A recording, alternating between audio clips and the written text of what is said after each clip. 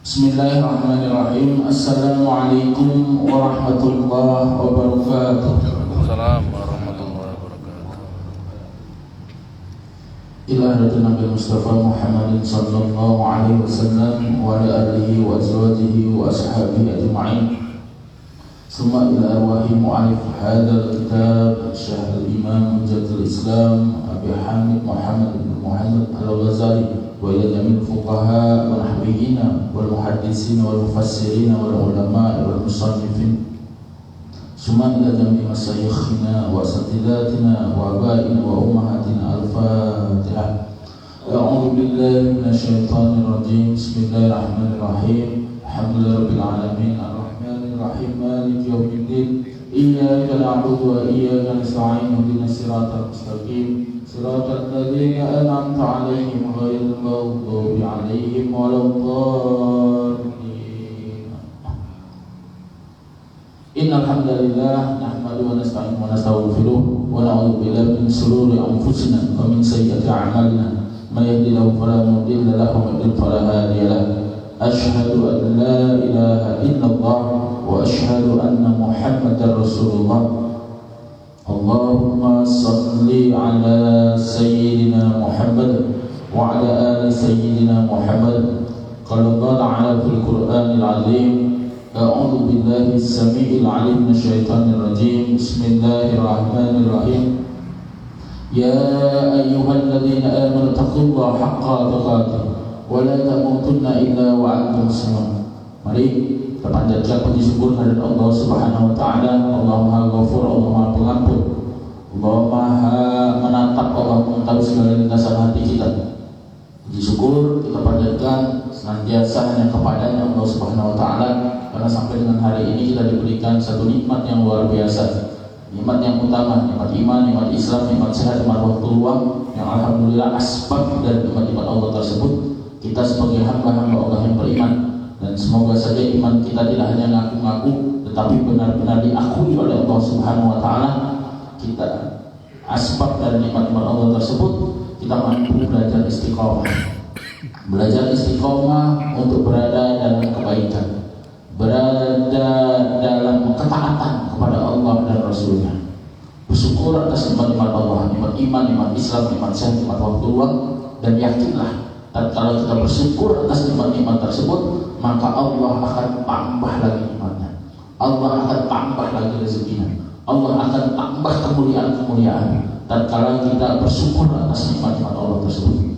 Salawat dan salam mari senantiasa kita sanjung agungkan kepada beliau qudwah kita, beliau baginda Nabi Muhammad sallallahu alaihi wasallam, sekeluarganya, sahabat-sahabatnya, dan para pengikutnya hingga yaumil qiyamah. Amin ya rabbal alamin.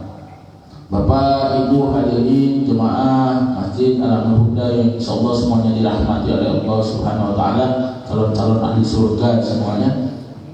Hari ini kita akan melanjutkan pembahasan kita pada bab selanjutnya tentang adab dukhulil masjid, adab masuk ke dalam masjid. Adab, kita tahu bersama bahwa adab ini melebihi ilmu. Al-adab fawqal ilmi, adab itu lebih tinggi, fawqa, daripada ilmu. Walaupun tidak boleh juga kita meninggalkan ilmu, ya. Ilmu dan adab senantiasa harus beriringan, ya. Ini kalau kita ingin sempurna ibadah kita, ya harus dengan ilmu. Tetapi tatkala kita ingin dimuliakan, maka jangan tinggalkan adab. Ini kata Imam Al-Ghazali dalam kitabnya Bidayatul Hidayah. Beliau katakan, fa idza maka tatkala arata kamu bermaksud ad-dukhul masuk ilal masjid, menuju masjid, faqaddim maka dahulukan rijlaka, kakimu, al-yumna yang kanan. Ini biasa kita tahu. Tapi sekali lagi saya sering sampaikan dalam majelis ini bahwa apa, hal-hal yang remeh kadang-kadang terlupakan, kita lewat-lewat saja. Wakul dan katakan, wakul dan berdoalah, wakul dan dan bacalah. Ini banyak riwayatnya, banyak doa-doanya. Imam Al-Ghazali menyampaikan dalam kitabnya, Allahumma salli ala Muhammadin wa ala ali Muhammadin wa sahbihi wa sallim. Allahumma firli zunubi waftahli abwaaba rahmatik. Ini yang disampaikan Hujatul Islam Imam Al-Ghazali. Walaupun kadang-kadang kita sering menyingkatnya dengan riwayat yang lain, cukup dengan Allahumma firli zunubi waftahli abwaaba rahmatik, atau bahkan ada yang disingkat lagi Allahumma tafli abwaaba rahmatik. Ya Pak ya, ya Bu. Iya, ini sama. Cuma memang mengapa Al-Imam Al-Ghazali ini memulai dengan salawat? Karena memang kalau kita berbicara tentang adab, nah ini nanti ada bab-bab tentang doa. Kita kan ingin Pak Bu ya, doa kita itu diijabah. Ibu-ibu ingin nggak kalau berdoa doanya itu dikabulkan? Mau Bu? Mau banget ya. Iya, sangat. Maka jangan tinggalkan adab ini. Ya, boleh memang doa itu langsung minta ke Allah, langsung ya Allah saya minta ini, ya Allah saya minta. Boleh nggak? Boleh nggak? Boleh. Sama. Cuma adab ini termasuk. Maka kenapa di sini memulai dengan salawat? Ini memulai dengan salawat. Maka Allahumma salli ala Muhammadin. Allahumma ya Allah salli, berilah tambahan rahmat ala Muhammadin, atas Nabiullah Muhammad, wa ala Muhammadin, atas Nabiullah Muhammad, wa ala alihi wa ala ali Muhammad, dan keluarganya Nabiullah Muhammad, wa sahbihi, dan sahabat-sahabatnya Nabi Muhammad, wa sallim, dan berilah keselamatan. Memulai dengan salawat. Lalu baru Allahumma firli, Allahumma ya Allah firli, berilah ampunan kepadaku zunubi, atas segala dosa-dosaku. Kenapa? Karena memang masjid ini adalah rumah Allah, masjid ini adalah Baitullah. Maka selayaknya yang masuk ke dalam masjid, yang terbaik adalah yang memang dalam kondisi suci. Yang afdal itu suci dari, termasuk suci dari hadas kecil, itu yang afdal. Ini jadi bukan hanya hadas besar saja, tetapi hadas kecil pun yang masuk ke dalamnya. Bahkan Al-Imam Al-Ghazali mengatakan suci lahir dan suci batinnya. Kalau suci lahir ya kita bersuci berwudu, selesai. Suci batinnya maka apa? Kita menghadap Allah, kita mendatangi rumah Allah, kita masuk ke dalam masjid, maka apa? Ampunan. Karena apa? Allahumma firli zunubi. Nah itu Pak, istighfar, mohon ampun kepada Allah. Mengapa? Mengakui bahwa kita ini banyak salah, mengakui bahwa kita banyak dosa. Ingin masuk ke tempat yang suci, ingin masuk ke dalam rumah Allah, ingin masuk ke dalam masjid, maka bersihkan dulu. Bukan cuma lahirnya, batinnya masuk. Kita mohon sucikan ini. Ini maksudnya. Tidak cuma sekedar masuk, selesai. Nah ini. Maka Allahumma firli dzunubi. Harapannya apa? Agar begitu kita masuk ke dalam masjid, benar-benar insya Allah yakin Allah ampuni dosa-dosa kita, Allah ampuni kesalahan-kesalahan kita. Nah, tatkala kita sholat, kita itu memohon kepada Allah, kita berkomunikasi, kita berinteraksi, kita memohon kepada Allah. Maka apa? Dalam kondisi yang suci lahir batin, maka nyambung doa kita. Ini. Maka kenapa adabnya penting? Kenapa? Allahumma firli dzunubi. Ya Allah, ya, ampunilah dosaku, ya, kesalahan-kesalahanku. Baru kata Imam Al-Ghazali, waftahli, dan bukalah untukku abwaaba rahmatik, pintu-pintu rahmatmu. Nah, ini mohon rahmatnya Allah. Maka inilah di dalam masjid ini adabnya dengan ini. Sekarang saya biasa masuk masjid aja, nggak pernah doa, ya boleh, nggak apa-apa, bukan wajib. Tetapi kita sudah menghilangkan satu kesunahan, nggak dapat kesunahan, nggak dapat keutamaan itu. Saya rugi. Ini maka Imam Al-Ghazali selanjutnya, wa minha, kalau kita sudah masuk ke dalam masjid, masuk wa minha, dan ketika ra'aita, kamu melihat fil masjidi, di dalam masjid, man, seseorang. Jadi kalau kita masuk ke masjid, kita lihat ya, ada seseorang bai'u, yang dia itu sedang menjual, ya, bermuamalah, menjual, ya. Yang tahu ataupun dia yang membeli jual beli, ya. Jadi ada orang bertransaksi jual beli, akad di sana. Maka apa kata Imam Al-Ghazali? Beliau berkata, fakul, maka katakan, maka doakan. Fakul, maka doakan. Doakan siapa? Doakan mereka yang sedang berjual beli di masjid itu, yang mereka sedang bertransaksi di dalam masjid itu. Apa doanya? Kata Imam Al-Ghazali, la arbahallahu tijarataka. Apa maknanya doa ini? La arbahallahu tijarataka, la arbaha, semoga tidak memberikan satu keuntungan. Allah, la arbahallah, semoga Allah tidak memberikan keuntungan. Keuntungan apa? Atas transaksi jual beli itu. Tijarataka, pada jual beli tersebut, pada dagangan tadi. Ini luar biasa. Ini bagian dari adab. Ini. Maka kenapa jumhur ulama mengatakan hukum berjual beli di dalam masjid ini, sebagian mengatakan makruh, ada pendapat lagi mengatakan haram. Terjadi ikhtilaf, terjadi perbedaan pendapat di antara ulama. Timbul pertanyaan, yang dikatakan jual beli yang gimana? Nawar-nawarin boleh nggak? Kalau nawar-nawarin, nah ini nawar-nawarin di masjid.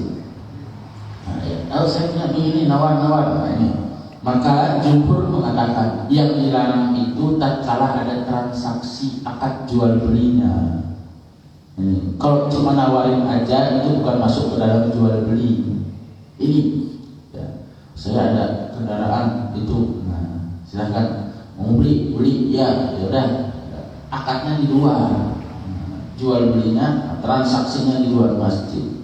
Nah itu jumhur sebagian besar ulama mengatakan tidak mengapa.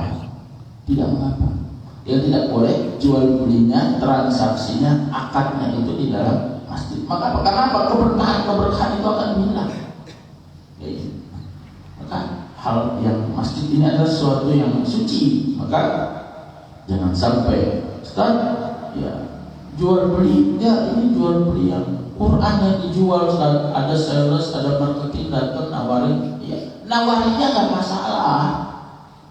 Kadang ada yang datang ke masjid nawarkan apa, promosi di dalam masjid, promosinya sih nggak berdosa, nggak ada larangan. Cuma begitu akadnya, usahakan jangan di dalam. Nah ini timbul pertanyaan lagi, walaupun nanti dibahas di bab-bab yang lain. Timbul yang dikatakan area masjid yang mana? Masjid itu kan memang luas, ya. Nah ini masjid itu luas, kan? Nah, apakah di luar itu bagian dari masjid? Jadi jumhur mengatakan masjid itu adalah tempat yang biasa untuk sholat. Nah, jadi bangunan. Nah, kalau di sini biasa sholat berarti bagian dalam sini. Kalau sudah dia masjid kan ada sekretariat, ada apa, itu bukan masuk di dalam tempat, ya. Ada tempat mengaji DPA, DPQ, dan itu sudah bukan. Nah ini bagian tempat dia terbiasa untuk melaksanakan sholatnya itu. Ini sebagian ulama mengatakan ya. Maka di situ adalah termasuk yang pelarangan. Sebagian besar mengatakan makruh berjual beli di dalam masjid. sebagian lagi ada yang mengatakan sampai kepada tingkat haram. Nah, Ustaz, kalau ada perbedaan begini bagaimana saya memahami dengan kaidah yang pernah saya sampaikan dalam majelis ini terkait dengan ada perbedaan pendapat di antara ulama yang semua ada dasarnya, maka perbedaan pendapat ini harus disikapi dengan bijak. Apa? Maka tatkala ada perbedaan pendapat, maka boleh dengan memilih salah satunya. Ini memilih dengan salah satunya, pilihan dan konsekuen dengan itu. Hadirin teman insyaallah dirahmati oleh Allah Subhanahu wa taala. Jadi lalu selanjutnya kata Imam Al-Ghazali, wa idza dan tatkala ra'aita kamu melihat fihi di dalamnya, maksudnya fihi di dalam masjid. Nah, ada seseorang, kalau tadi jual beli. Nah, ini apa? Fihi di dalam masjid tersebut man seseorang yang sudut, yang dia mencari dolat sesuatu yang hilang, barang yang hilang. Ini ya. Fakul maka katakan, doakan. Fakul maka doakan, la raddallahu alaika dollataka. Fakul maka doakan, la radda semoga tidak mengembalikan, sapa Allah, semoga Allah tidak mengembalikan ya alaika kepadamu ya dolatan barang yang hilang tadi, dollataka barang yang hilang itu, barangmu yang hilang ini. Maksudnya bagaimana? Maksudnya kalau ada orang sengaja, dia itu sudah beranggapan bahwa kalau ada barang hilang pasti di masjid. Masjid itu tempat sesuatu yang hilang. Tadi mana orang saya barusan dari masjid kok? Tadi saya wudhu, terus saya buka jam tangan, memang lepas di situ, kemungkinan besar di masjid. Maka ini adabnya boleh bertanya, itu nggak apa-apa. Ya nggak boleh itu sudah beranggapan mau masjid. Oh iya masjid, nyari barang. Biasanya disumputin di masjid atau apa itu. Jadi kalau memang ada barang, boleh, bahkan boleh seorang atau pengurus mengumumkan umpamanya ada barang yang terhilang atau menemukan barang, diumumkan, ya boleh, tidak apa. Cuma kalau ada seseorang yang memang sengaja ke situ, tuh kayaknya di masjid nih, kayaknya di masjid. Nah ini bagian dari adab. Ada bahwa kalau ada ya orang-orang yang menganggap bahwa atau mencari-cari barang yang hilang itu berada di masjid, maka doakan demikian. Ini katakan kadzalika yang demikian itu amara Rasulullah sallallahu alaihi wasallam. Kadzalika yang demikian itu amara memerintah Rasulullah sallallahu alaihi wasallam. Rasulullah sallallahu alaihi wasallam memerintahkan yang demikian. Maka diperintahkan demikian. Karena apa? Memang masjid itu tempatnya ibadah. Masjid itu untuk kita berdekat-dekat dengan Allah. Maka usahakan sesuatu hal yang bisa membuat lalai itu ya dijauhkan. Masjid itu untuk kita benar-benar dekat. Ya, bagaimana kita berinteraksi kita supaya kita dekat ke Allah? Nah, itu masjid. Maka berniaga ya, kalau bisa ditinggalkan tidak di masjid ya di luar masjid lah. Kalau seandainya memang mau berniaga ya, bukan tidak boleh ya di luar masjid silahkan, di pelataran silahkan. Banyak pas lagi masjid ada kegiatan, ada hal lain, bazarnya di luarnya bukan di dalamnya. Ini hal ini bagian dari adab-adab ini tadi. Maka hal-hal demikian. Lalu dikatakan juga fa'idza maka tatkala dakhalta kamu itu masuk ke masjid fala tajlis maka jangan kamu itu duduk. Jadi tatkala kita masuk masjid tadi kita sudah baca doa Allahumma sholli ala Muhammad wa ala ali Muhammad wa sahbihi wa sallim Allahumma firli dhunubi wa tahdi abwaba rahmatik. dan sudah adab-adab dari awal tadi, maka apa? Kata Imam Al-Ghazali, fa idza makatat dakhalta, kamu masuk al-masjid, fala tajlis, maka jangan duduk dulu. Jangan duduk dulu. Di bagian dari kesunahannya, hatta sehingga tusalli, kamu salat rakaatain tahiyatul masjid, tahiyyati. Jadi 2 rakaat ya, salat tahiyatul masjid. Maka kenapa yang afdal, yang utama itu seperti bab pembahasan yang lalu, kalau bisa memang kita sudah dalam kondisi berwudu itu dari rumah. Nah ini, jadi masuk itu masih sudah dalam kondisi berwudu di rumah, dalam rumah masuk dengan ada badannya itu. Ini kecuali kalau kita belum atau batal atau lain sebagainya baru berwudu di masjid. Nah ini, lalu sebelum kita melakukan sebelum duduk maka lakukan sholat sunnah tahiyatul masjid. Ustaz, gimana kalau dia sholatnya wudunya di masjid, mana yang didahulukan? Karena kan ada satu kesunahan juga sholat sunnah wudu. Nah ini, kalau memang dia wudunya di masjid, maka lakukan sholat sunnah wudu dulu, baru setelah itu tahiyatul masjid. Ini kalau memang ada waktu-waktu itu. Tapi memang kan ada kadang-kadang di beberapa masjid yang jeda antara azan dan iqamahnya itu dekat banget. Nah, itu kan, maka harus kita pandai-pandai melaksanakan ini untuk melakukan sunnah-sunnahnya ini. Maka lakukan sholat tahiyatul masjid 2 rakaat, ya, sholat sunnah tahiyatul masjid itu. Fa'il lam takun, dan jika tidak atau kamu tidak ala taharati, dalam keadaan suci, aulam yuridu, ataupun kamu enggak berkehendak, enggak ingin. Nah, jadi masuk masjid tidak dalam kondisi suci, ya, tidak dalam saat kondisi suci ataupun sedang tidak ingin. Untuk apa? Fitlaha, mengerjakan sholat sunnah ataupun sholat yang lain. Kita masuk masjid itu bukan dalam waktu pas tentang sholat 5 waktu, sholat fardu pas kita masuk masjid. Nah itu, maka pada saat kita tidak lakukan itu apa? Maka kata Imam Al-Ghazali, cukup kafatka, maka cukup bagimu untuk apa? Membaca al-baqiyatus shalihat. Al-baqiyatus shalihat. Ibu tahu Bu bacaan al-baqiyatus shalihat, Ibu tahu? Jadi seandainya masuk masjid itu kita nggak mau sholat sunnah tahiyatul masjid, maka ada cukup baginya untuk membaca yaitu al-baqiyatus shalihat salasan 3 kali.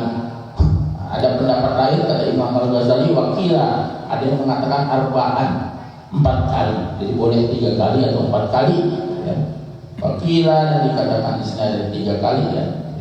Ada yang 4 kali. Ya, ini ada yang mengatakan demikian dengan bacaan apa? Ya. Tatkala kita dengan membaca baqiyatus shalihat ini, ya, dengan bacaan ya, baqiyatus shalihat ini, subhanallah walhamdulillah wala ilaha illallah wallahu akbar. Nah, ini ada sebagian menambahkan la haula wala quwwata illa billahil aliyyil azim. Ada riwayat yang mengatakan demikian 3 kali atau 4 kali. Nah ini jika memang tidak berkenan. Tetapi kalau ditanya lebih afdal mana antara membaca baqiyatus shalihat dengan sholat tahiyatul masjid, ya tetap afdalnya adalah sholat sunnah tahiyatul masjid. Tetap. Jadi datang, adab-adabnya dipakai, jangan duduk dulu, sholat sunnah tahiyatul masjid 2 rakaat. Ini adab dan luar biasa. Pahala-pahalanya ini luar biasa. Jadi lakukan demikian. Lalu kata Imam Al-Ghazali, fa illam takun, maka tatkala kamu ya tidak ya Salaita kamu itu melakukan fi baitika di dalam rumahmu ya rakaatul fajri, salat 2 rakaat fajar. Seandainya kita terlupa atau memang belum salat 2 rakaat fajar atau salat sunnah ya, di sana di dalam masjid kita datang ya, ternyata memang kita belum salat sunnah fajar ya, kita datang dari rumah ya, kita di rumah belum sholat sunnah fajar, maka apa? Lakukan 2 rakaat fajar itu di masjid. Lakukan ini 2 rakaat. Nah, ini anjurannya demikian. Maka memang jika ada waktu-waktunya demikian. Ini. Ustaz, gimana kalau waktunya sempit?